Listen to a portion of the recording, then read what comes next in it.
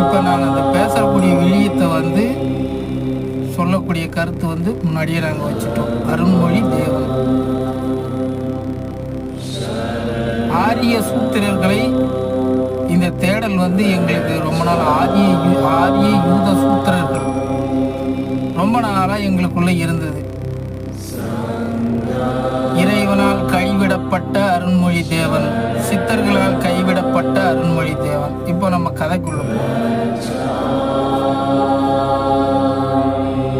அந்த காலத்தில் ஆரிய யூத சூத்திரர்களுக்கு அவர்களின் மொழியை வளர்ப்பதற்கு,